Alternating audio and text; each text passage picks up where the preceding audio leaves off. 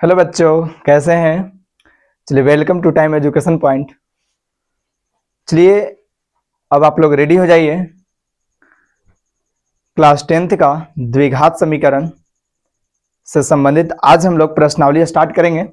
और जो है द्विघात समीकरण से संबंधित इंट्रोडक्शन पार्ट वाइज पार्ट करके आपको अपलोड कर दिया गया है वीडियो। तो अब हम लोग जानेंगे प्रश्नावली 4.1 में क्या है। प्रश्न कहता है कि जांच कीजिए कि क्या निम्न द्विघात समीकरण है। तो इसमें जांच करना है, ठीक है, कि द्विघात समीकरण कौन है और कौन नहीं है। तो द्विघात समीकरण जांच करने के लिए हमने इंट्रोडक्शन में ही बता चुका हूं, और साथ साथ उस इंट्रोडक्शन में एग्जाम्पल के साथ भी कुछ हम बताए हैं प्रश्न, ठीक है। तो द्विघात समीकरण जांच करने के लिए जो हम बताए हैं कि अधिकतम जो घात होता है वह 2 होता है, ठीक है। और अधिकतम घात जो है 2 अगर आता है तो उस केस में हम लोग कह सकते हैं कि वह द्विघात समीकरण है। ये द्विघात समीकरण का जो व्यापक रूप होता है, कौन रूप, देखिए व्यापक रूप वह क्या होता है, तो a x square plus b x plus c equal 0 है। देखिए यह एक प्रकार का क्या है, तो द्विघात समीकरण का एक व्यापक रूप है, ठीक है। तो इस रूप में रहता है तो हम लोग कह सकते हैं कि वह एक प्रकार का क्या है, तो वह द्विघात समीकरण है, ठीक है। तो हम लोग जांच करेंगे ना। फर्स्ट प्रश्न है x प्लस 1 का whole square equal 2 into x minus 3 है। तो इस केस में इस प्रश्न को हम लोग कैसे जांच करते हैं, तो चलिए देखेंगे। यह प्रश्न है कि x प्लस 1 का होल स्क्वायर, इसका मतलब यह हुआ कि आप पढ़ चुके हैं कि a प्लस बी का होल स्क्वायर होता क्या है। तो क्या होता है, तो यहाँ से हम लोग शो भी कर देंगे कि a प्लस बी का होल स्क्वायर क्या होता है, तो a square plus 2ab plus b square. इसको हम लोग इस फॉर्मूला के माध्यम से भी हम लोग हल कर सकते हैं, या इसी को हम लोग इस रूप में भी लिख सकते हैं, a plus b into a plus b. इस रूप में भी हम लोग लिख करके हल कर सकते हैं। चलिए यह जो है इसको हल करेंगे। x प्लस 1 का होल स्क्वायर जो है, इसको किसी भी इसके आधार पर या इसके आधार पर भी आप हल कर सकते हैं। तो ए स्क्वायर है, मीन्स एक्स का स्क्वायर करेंगे दोस्तों, तो देखिए एक्स स्क्वायर हो जाएगा, और प्लस 2 इंटू ए है, मीन्स ए का वैल्यू हमने इसको a मान लिया, हमने इसको b मान लिया। a का वैल्यू क्या, x इंटू बी है, मीन्स 1 प्लस बी स्क्वायर, यानी 1 का होल स्क्वायर हो जाएगा। अब इसको हम लोग 2 से क्या करेंगे, तो देखिए मल्टीप्लाई कर देंगे तो 2x बनेगा, और 2 तिहाई ये 6 हो जाएगा। अब यहाँ से एक्स स्क्वायर प्लस ये क्या हो जाएगा 2x और प्लस 1 का स्क्वायर करेंगे दोस्तों, तो यह 1 हो जाएगा, और इक्वल 2x माइनस 6। चलिए अब यहाँ से हम लोग क्या करेंगे, x square plus 2x plus 1, जो उधर वाला जो इक्वल, ठीक है, इक्वल जो बीच में है, अब इसके बाद वाला जो इधर संख्या है केवल साइन चेंज करेंगे। उधर से अगर इधर लाते हैं तो यह प्लस में है तो इधर आएगा, देखिए माइनस, या माइनस है तो इधर आएगा इक्वल 0। अब यहाँ से हम लोग देखेंगे यह जो है एक जैसा कौन कौन संख्या मैच कर रहा है ना। तो यहाँ 2x है, यहाँ 2x है, यानी ये माइनस में और ये प्लस में, यानी ये खत्म। ये प्लस 1 और ये प्लस 6 है, मीन्स प्लस 7 इक्वल क्या है 0। तो यह जो है दोस्तों, ये देखिए x का जो पावर आया वह कितना आया है, देखिए 2 आया। तो हमने बताया था कि यदि अधिकतम घात जो है अगर 2 आता है तो हम लोग कहेंगे कि वह एक प्रकार का क्या है, द्विघात समीकरण है। तो यह क्या है दोस्तों, यह एक प्रकार का द्विघात समीकरण है, ठीक है। और इसको देखिए इस रूप में भी हम लोग ढाल सकते हैं। देखिए इस रूप में नहीं, द्विघात समीकरण का जो आप व्यापक रूप जो देख रहे हैं इसके रूप में भी इसको हम लोग कैसे करेंगे, तो देखेंगे एक्स स्क्वायर प्लस, है ना, यह जो है इसमें एक्स का टर्म नहीं है, मीन्स यह कांस्टेंट है ना। और जब जो है ए एक्स स्क्वायर, देखिए एक्स स्क्वायर है, यहाँ एक्स है, तो एक्स का टर्म इसमें दिख ही नहीं रहा है, तो हम लोग यहाँ पर क्या ले लेंगे, देखिए 0x ले लेंगे, और प्लस यह 7 है, ठीक है, तो यह 7 हो जाएगा इक्वल 0। तो यह क्या है, तो यह हम लोग लिख देंगे, अतः, है ना, यह एक द्विघात समीकरण है। यह क्या है, तो द्विघात समीकरण है, ठीक है। यह हुआ दोस्तों राइट आंसर। चलिए अब जो है सेकंड प्रश्न है, ठीक है। इस प्रश्न को हम लोग कैसे हल करेंगे, देखते हैं क्या यह भी जो है द्विघात समीकरण है या नहीं है। तो यहाँ पर क्या है, एक्स स्क्वायर माइनस 2x है, तो यहां से हम लोग लिखेंगे x square minus 2x equal -2 से इसमें हम लोग मल्टीप्लाई कर देंगे तो यह -6 हो जाएगा, और ये माइनस क्या बनेगा दोस्तों, यह प्लस बन जाएगा। ठीक है, तो 2 से x में मल्टीप्लाई तो यह फाइनल देखिए 2x होगा। एक्स स्क्वायर माइनस 2x, यह माइनस है तो इधर आकर प्लस बनेगा, यह प्लस है तो इधर आकर देखिए माइनस बन जाएगा, यानी इक्वल में क्या 0। अब यहाँ से हम लोग हल करेंगे, x जैसा कौन कौन संख्या जो है मैच कर रहा है, तो यहाँ पर -2x, यहाँ पर भी -2x है, तो एक्स स्क्वायर -2x यानी -4x है ना, और प्लस में 6 इक्वल 0। यह जो है क्या है, यह एक प्रकार का द्विघात समीकरण है। यह क्या है, यह भी द्विघात समीकरण है, द्विघात समीकरण है ना। ठीक है, क्यों है, क्योंकि इस पर अधिकतम घात कितना है, तो देखिए अधिकतम घात 2 है, इसलिए क्या माना जाएगा, एक प्रकार का द्विघात समीकरण है।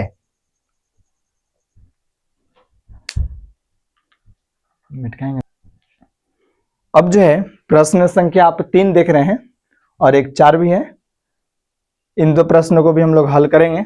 ठीक है, तो यह जो प्रश्न है x - 2 into x plus 1 equal है x - 1 x प्लस 3 है, तो इस प्रश्न को कैसे हल करेंगे तो हम लोग जानेंगे। यह जो है आप जो देख रहे हैं x से x में मल्टीप्लाई करेंगे, तो x से x में यदि अगर मल्टीप्लाई करते हैं तो उस केस में क्या हो जाएगा दोस्तों, तो देखिए एक्स स्क्वायर हो जाएगा, क्या हो जाएगा एक्स स्क्वायर। ठीक है, एक्स स्क्वायर, और x से ये -2 में मल्टीप्लाई करते हैं तो यह फाइनल क्या होगा, है देखिए -2x। ठीक है, अब x से हमने दोनों में है ना मल्टीप्लाई कर दिया, अब 1 से मल्टीप्लाई करेंगे 1 से x में, तो यह फाइनल क्या होगा, ये देखिए 1x या केवल x है ना, यह प्लस और यह माइनस क्या बनेगा, -1 से 2 में मल्टीप्लाई करेंगे तो देखिए यह 2 होगा है ना, यहाँ इक्वल का सिंबल देंगे। इसमें भी x से x में मल्टीप्लाई करेंगे, तो देखिए मल्टीप्लाई करने का मतलब ये हुआ कि x से x में मल्टीप्लाई, तो उस केस में इसका भी पावर 1 इसका भी पावर 1, और जब गुना है, ठीक है, जब बेस समान है तो उस केस में पावर को क्या कर दिया जाता है, ऐड कर दिया जाता है, तो हम लोग वही कर रहे हैं। ठीक है, मल्टीप्लाई कर पावर को ऐड कर रहे हैं, नहीं इसका पावर 1 इसका पावर 1, यानी x से x में मल्टीप्लाई तो फाइनल एक्स स्क्वायर, x से 1 में तो ये देखिए -x, और इससे अब मल्टीप्लाई करेंगे तो ये देखिए +3x है ना, प्लस माइनस माइनस और 3 एकम है ना, 3 1 जा 3 हो जाएगा। ठीक है, 3 से 1 में मल्टीप्लाई करेंगे तो कितना आएगा, देखिए 3 आएगा। अब यहां से हम लोग आगे हल करेंगे, एक्स स्क्वायर माइनस देखिए 2x और प्लस x है, यानी इसको हम लोग क्या करेंगे, या माइनस में या प्लस में है, तो फाइनल इसमें से इसको घटाएंगे तो यह -x होगा, और -2 इक्वल टू क्या होगा, एक्स स्क्वायर माइनस है ना, यह -x और यह +3x, 3x में -x जाएगा तो देखिए बचेगा क्या, +2x, और यहाँ पे क्या -3 हो जाएगा। अब यहाँ पर एक्स स्क्वायर माइनस x -2, यह प्लस में इधर आएगा माइनस, यह प्लस में है तो इधर भी आएगा माइनस, और ये माइनस इधर आकर प्लस, इक्वल में क्या होगा, तो देखिए 0 हो जाएगा। ठीक है, अब यहाँ पर देख रहे हैं कोई कोई ऐसा संख्या जो एक जैसा मैच कर रहा है क्या, तो एक्स स्क्वायर यह प्लस में है और एक माइनस में, यानी कट गया, कैंसिल हुआ। ठीक है, यहाँ -x है और यहाँ -2x है, यानी माइनस देखिए 3x है। ठीक है, -2 और +3 यानी बचेगा कितना, +1 इक्वल 0। क्या यह द्विघात समीकरण है, तो यह द्विघात समीकरण आप लोग बता सकते हैं कि यह द्विघात समीकरण है कि नहीं, और इस पर हम लोग यह भी देख सकते हैं क्या कि इस पर अधिकतम घात कितना है ना, तो अधिकतम घात जो है इस पर कितना है, देखिए यहाँ पर 1 है। ठीक है, 1 है, क्या है 1, तो क्या 1 से यह द्विघात समीकरण होता है, नहीं, अधिकतम द्विघात समीकरण होने के लिए अधिकतम घात कितना होना चाहिए, 2 होना चाहिए। ठीक है, तो यह द्विघात समीकरण नहीं है, यह द्विघात समीकरण नहीं, हम लोग लिख देंगे। ठीक है, द्विघात समीकरण नहीं है, यह हुआ दोस्तों राइट आंसर। ठीक है, चलिए अब नेक्स्ट प्रश्न है, जो प्रश्न संख्या 4 देख रहे हैं बोर्ड पर, इस प्रश्न को भी हम लोग हल करेंगे। जैसे इस प्रश्न को हमने हल किया मल्टीप्लाई कर, उसी प्रकार से इसको भी हम लोग मल्टीप्लाई करेंगे। ठीक है, तो 2x से x में मल्टीप्लाई करेंगे तो ये देखिए कितना आ जाएगा, तो 2x स्क्वायर हो जाएगा। ठीक है, और यह 2x से 3 में मल्टीप्लाई करेंगे है ना, इसके आगे प्लस है तो प्लस से माइनस में, तो यह -2x से 3 में, तो यह कितना हो जाएगा, 6x हो जाएगा है ना, और प्लस इससे हम लोग मल्टीप्लाई कर चुके हैं। अब यहाँ 1 से करेंगे तो 1 से x में तो क्या होगा x, और प्लस और ये माइनस क्या बनेगा, -1 से 3 में, तो यह फाइनल क्या होगा 3। अब यहाँ से क्या x से इन दोनों संख्या में मल्टीप्लाई करिए। ठीक है, तो एक्स स्क्वायर और प्लस में क्या होगा, देखिए 5x होगा। ठीक है, अब यहाँ से 2x स्क्वायर, एक जैसा संख्या कौन कौन है, तो यहाँ भी x है, यहाँ भी x है, ठीक है। तो ये -6x और यहाँ है ना +1x है, तो इसमें से इसको हम लोग सब्ट्रैक्ट करेंगे तो क्या बचेगा माइनस, ये देखिए 5x और -3 है ना। अब इक्वल क्या बचा, x स्क्वायर प्लस ये देखिए 5x। अब यहाँ पर क्या 2x स्क्वायर माइनस या प्लस में इधर आएगा, ये देखिए माइनस, ये भी प्लस इधर आकर के क्या माइनस। अब यहाँ से हम लोग है ना एक जैसा संख्या कौन कौन मैच कर रहा है, तो यहाँ भी x स्क्वायर है, यहाँ भी x स्क्वायर, तो 2x स्क्वायर ये प्लस और ये माइनस, यानी 2x स्क्वायर में x स्क्वायर को माइनस करेंगे तो ये फाइनल क्या होगा x स्क्वायर। और यहाँ -5x, तो यहाँ क्या हो जाएगा -10x, ठीक है। और माइनस में क्या बचा 3 इक्वल 0। अब ये हम लोग बता सकते हैं कि क्या यह द्विघात समीकरण है, तो इस पर जो अधिकतम घात कितना है, तो देखिए 2 है, कितना है 2, यानी हम लोग कह सकते हैं कि एक प्रकार का क्या है, ठीक है, यह जो है एक द्विघात समीकरण है, ठीक है, यह क्या है द्विघात समीकरण है।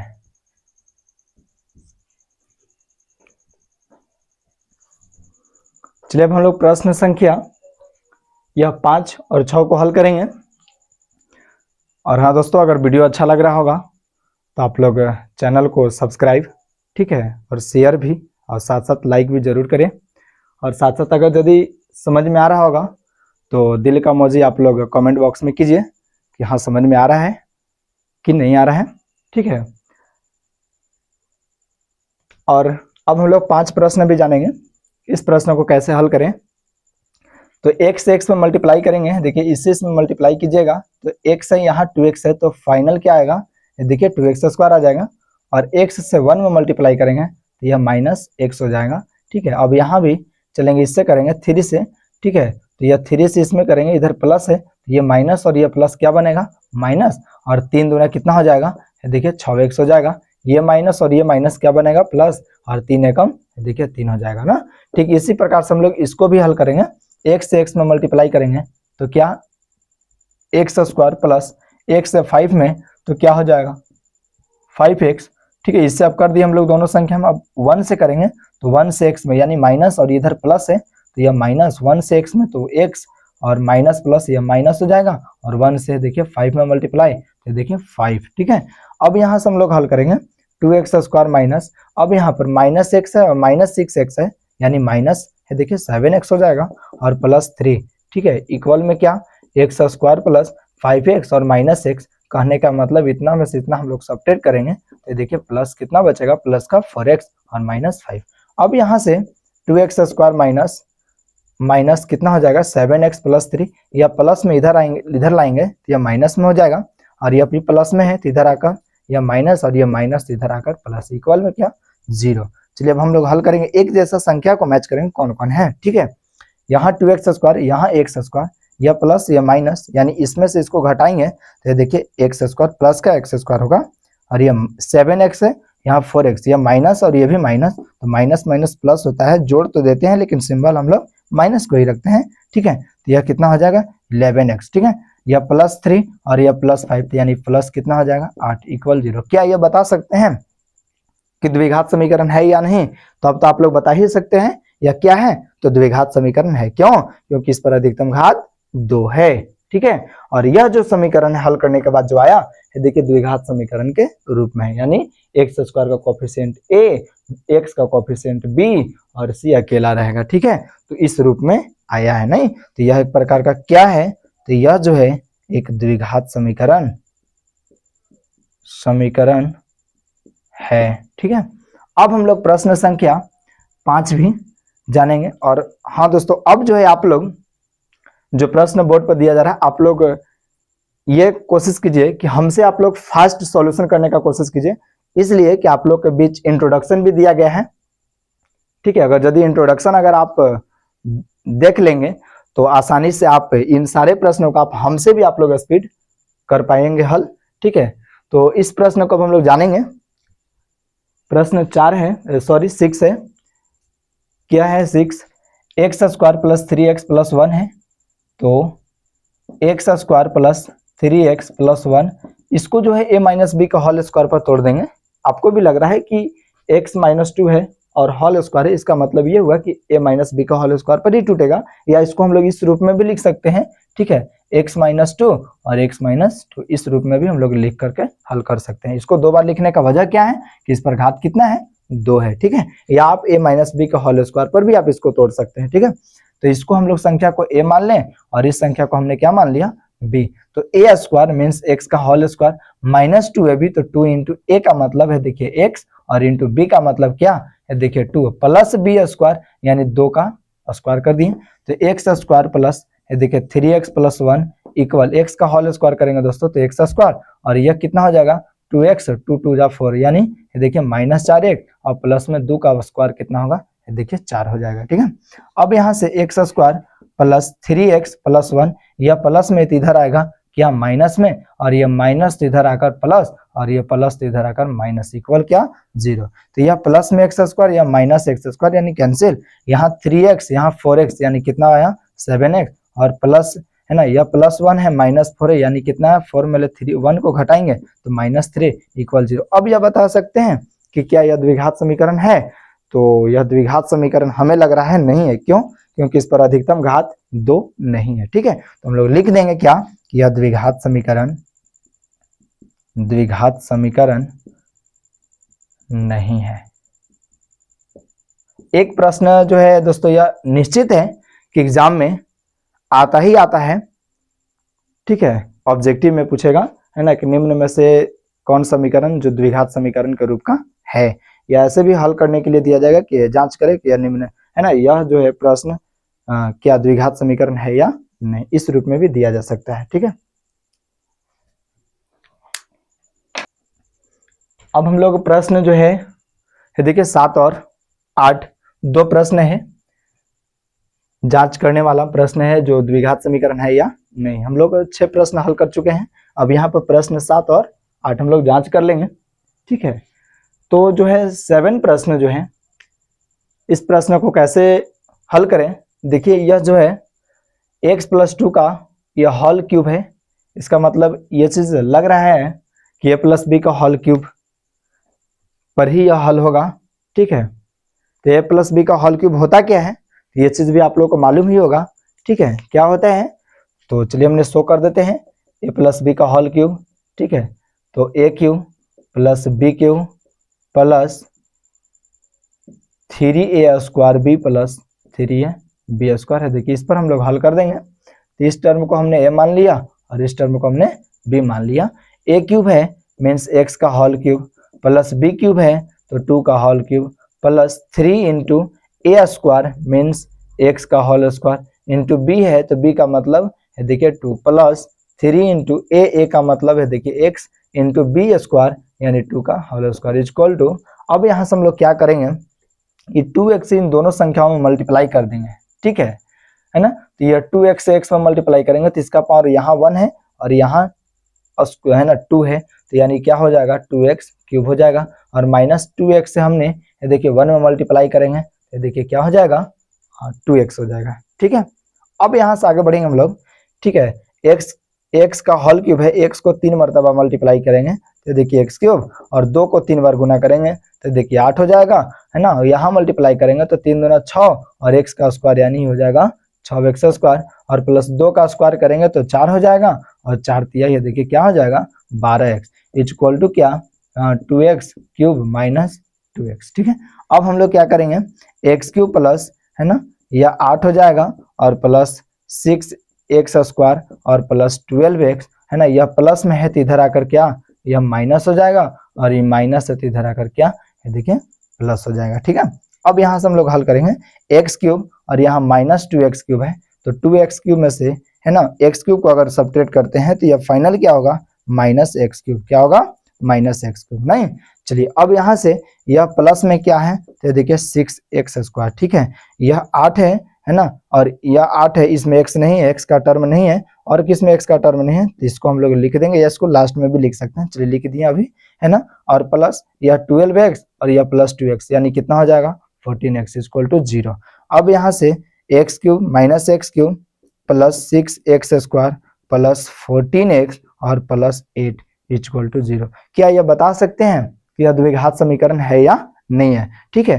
तो इस पर जो अधिकतम जो घात है वह कितना है, तो ये देखिए यह 3 है, ठीक है, यह 3 है ना, ठीक है। तो द्विघात होने के लिए अधिकतम जो घात होती है वह कितना होती है, 2 होती है। तो इसलिए हम लोग इसको कह सकते हैं कि एक प्रकार का द्विघात समीकरण नहीं है, बल्कि है क्या, तो एक प्रकार का यह त्रिघात है ना समीकरण माना जाएगा, ठीक है, क्योंकि इस पर पावर कितना अधिकतम है, 3। और हम लोग को यहाँ जांच करना क्या था, द्विघात समीकरण। तो क्या यह द्विघात समीकरण है?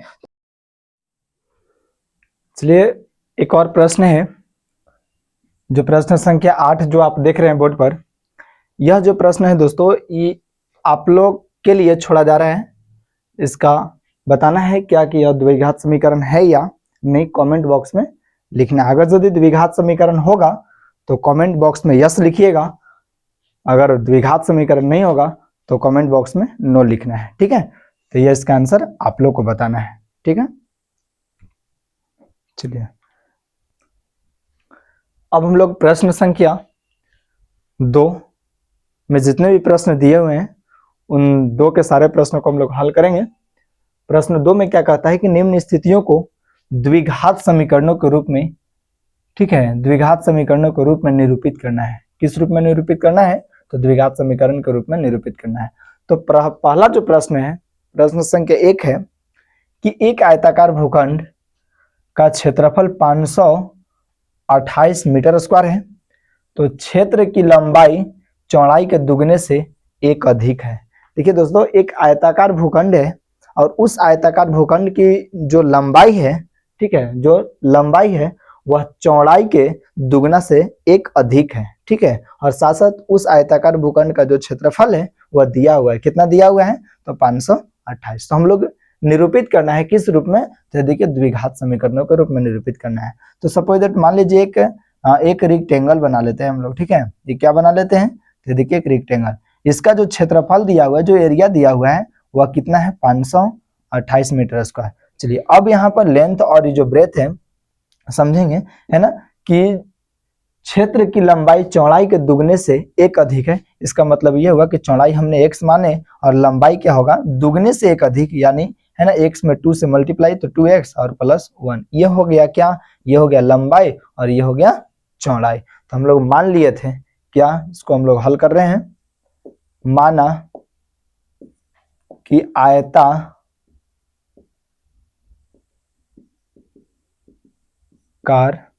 भूखंड की चौड़ाई x तथा लंबाई 2x + 1। ये क्या है, ये लंबाई हो गया और यह क्या है, ये देखिए चौड़ाई हो गया। तब यहां से कह रहा है कि आयताकार भूखंड का क्षेत्रफल है ना दिया हुआ है। तो चलिए आयताकार भूखंड का क्षेत्रफल, आयताकार भूखंड का क्षेत्रफल क्या होता है, तो L इंटू देखिए B होता है। या हम लोग ऐसे भी कर सकते हैं, आयताकार भूखंड का जो क्षेत्रफल है वह कितना दिया हुआ है, तो देखिए 528। अब हम लोग जानेंगे कि आयताकार भूखंड का जो क्षेत्रफल होता है वो होता क्या है, तो देखिए L गुने B मीन्स लंबाई गुने चौड़ाई होता है, ठीक है, इक्वल टू कितना, 528। अब यहाँ से हम लोग हल करेंगे, L का वैल्यू मीन्स लंबाई कितना है, तो लंबाई है देखिए दिया हुआ है 2x + 1 और चौड़ाई कितना है, तो देखिए यहाँ दिया हुआ है x इक्वल टू 528। अब यहाँ से x से दोनों मल्टीप्लाई करेंगे तो यह 2x² और प्लस x इक्वल टू 528। चलिए यहाँ से 2x² प्लस x, यह प्लस में है तो इधर आएगा, ये देखिए माइनस इक्वल टू क्या, 0। तो यह जो इन प्रश्नों को यदि हमने हल किया तो यह किस रूप में प्राप्त हुआ, ठीक है, तो द्विघात समीकरण के रूप में हम लोग को निरूपित करना था। तो यह देखिए द्विघात समीकरण के रूप में हम लोग क्या कर दिए, निरूपित कर दिए। यह जो हुआ दोस्तों, ये देखिए राइट आंसर। और इस प्रश्न में जो है आप देख रहे हैं कि यहाँ लिखा हुआ है कि भूखंड की लंबाई और चौड़ाई भी ज्ञात करना है। तो यहाँ से आप फैक्टराइजेशन मेथड के, है ना, के अकॉर्डिंग आप लोग इसको हल कर, है ना, लंबाई और चौड़ाई भी आप आसानी से निकाल सकते हैं, ठीक है। तो यह जो हुआ दोस्तों पहला प्रश्न का, देखिए यह क्या हुआ, तो यह राइट आंसर है, ठीक है, जो द्विघात समीकरण के रूप में हम लोग को क्या करना था, निरूपित करना था, ठीक है। चलिए नेक्स्ट प्रश्न पर बात करते हैं। प्रश्न 2 है कि दो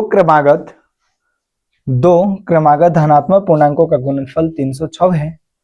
तो हमें पूर्णांकों को ज्ञात करना है और साथ ही साथ इस जो प्रश्न को है ये देखिए द्विघात समीकरण के रूप में भी निरूपित करना है। तो हम लोग कैसे हल करेंगे, चलिए देखिएगा।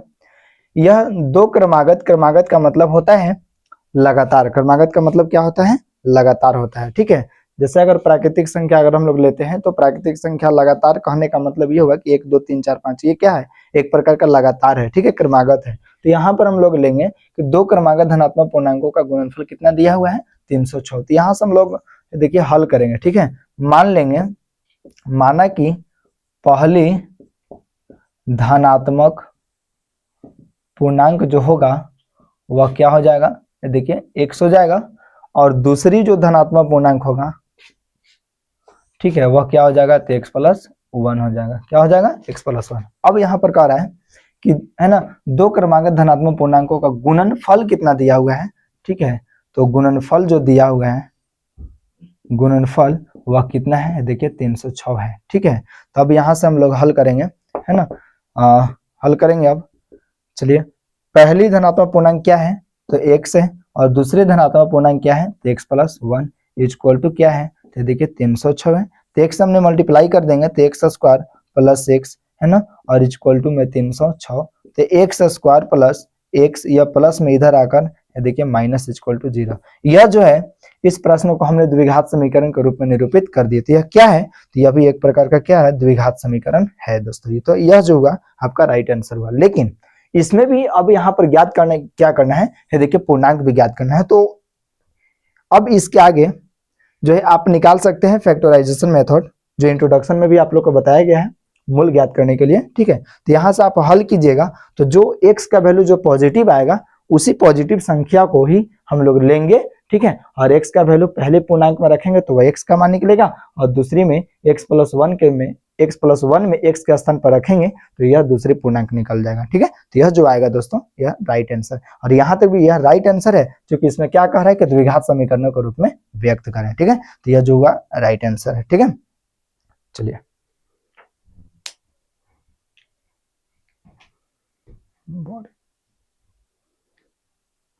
प्रश्न संख्या अब जो है यह 3 है। प्रश्न 3 कहता है कि रोहन की मां उससे 26 वर्ष बड़ी है, उसकी आयु का गुणनफल अब से 3 वर्ष पश्चात 360 हो जाएगी। तो हमें रोहन की वर्तमान आयु ज्ञात करना है। तो इस प्रश्न को हम लोग कैसे हल करेंगे, रोहन है और रोहन की मां है, ठीक है। रोहन की मां उससे 26 वर्ष बड़ी है, यानी अपने पुत्र, रोहन की जो मां है अपने पुत्र से कितने वर्ष बड़ी है, तो 26 वर्ष बड़ी है। तो इस प्रश्न को हम लोग हल करेंगे, ठीक है। तो मान लिए, माना कि रोहन की आयु कितना हो जाएगा, 1 वर्ष, और रोहन की मां की जो आयु होगा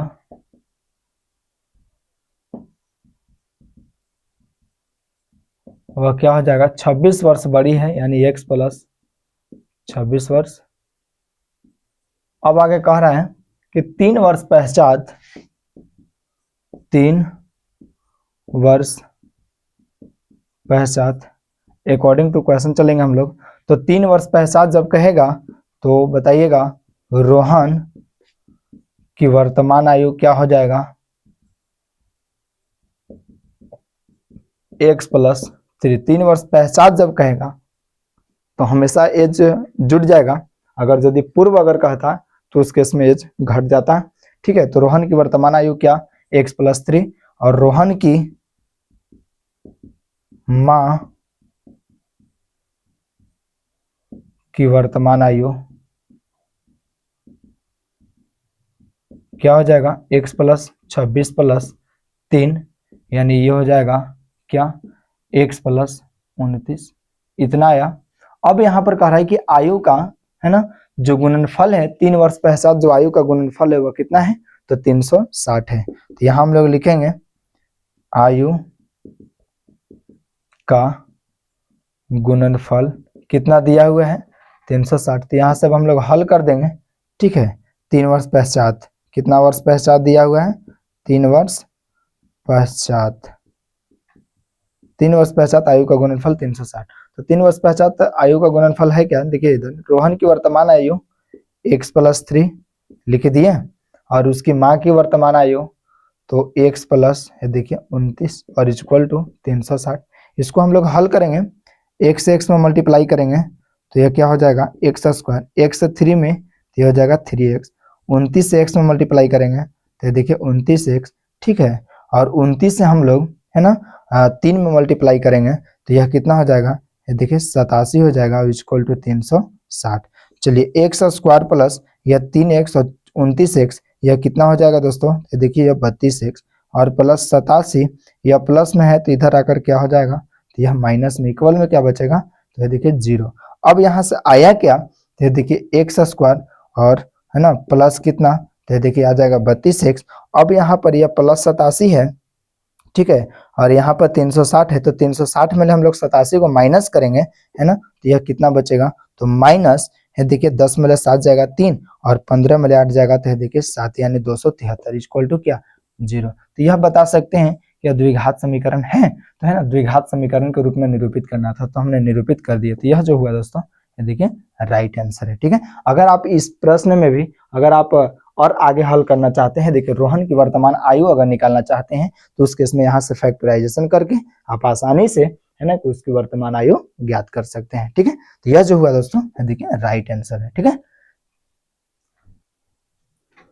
चलिए अब जो है एक लास्ट प्रश्न है, वह प्रश्न 4 है कि एक रेलगाड़ी 480 किलोमीटर की दूरी समान चाल से तय करती है, यदि इसकी चाल 8 किलोमीटर प्रति घंटा कम होती है तो वह उसी दूरी को तय करने में 3 घंटा समय अधिक लगती है, तो हमें रेलगाड़ी की चाल ज्ञात करना है, ठीक है। और इस प्रश्न को भी हम लोग को किस रूप में डिनोटेट करना है, तो देखिए द्विघात समीकरण के रूप में। तो इसको हम लोग कैसे हल करेंगे तो हम लोग जानेंगे, मान लेंगे, ठीक है। सबसे पहले क्या मानेंगे, माना कि रेलगाड़ी की जो चाल है वह क्या है x किलोमीटर प्रति घंटा, ठीक है। रेलगाड़ी है जो x किलोमीटर प्रति घंटा के चाल से वह चल रही है, ठीक है ना। अब यहाँ पर कितना दूरी तय करना है, देखिए 480 किलोमीटर दूरी तब जब तय करता है तो उस केस में समय क्या होगा, तो यहाँ मालूम होगा आप लोग को कि चूंकि जो समय होता है, समय बराबर जो होता है वह क्या होता है, देखिए